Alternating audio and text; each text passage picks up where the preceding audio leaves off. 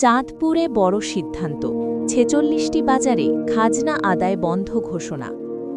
চাঁদপুর ৫ আসনের সংসদ সদস্য ইঞ্জিনিয়ার মমিনুল হকের উদ্যোগে হাজীগঞ্জ ও শাহরাস্তি উপজেলার বিভিন্ন বাজারে আগামীকাল থেকে খাজনা আদায় বন্ধ রাখার সিদ্ধান্ত নেওয়া হয়েছে।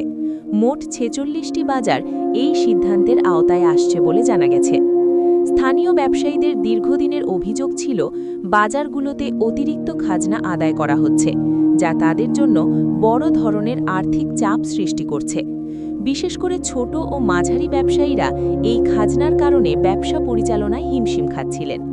এই প্রেক্ষাপটে বিষয়টি গুরুত্বের সঙ্গে বিবেচনা করে সংশ্লিষ্ট কর্তৃপক্ষের সঙ্গে আলোচনা করে এই সিদ্ধান্ত নেওয়া হয়েছে বলে জানা গেছে।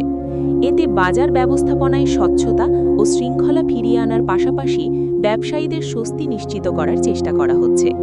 এদিকে এই সিদ্ধান্তকে স্বাগত জানিয়েছেন অনেক ব্যবসায়ী। তারা মনে করছেন খাজনা আদায় বন্ধ থাকলে তাদের ব্যবসায়িক খরচ কিছুটা এখানে সকাল হলেই হাজার মানুষের পায়ের শব্দে জেগে ওঠে পুরো এলাকা।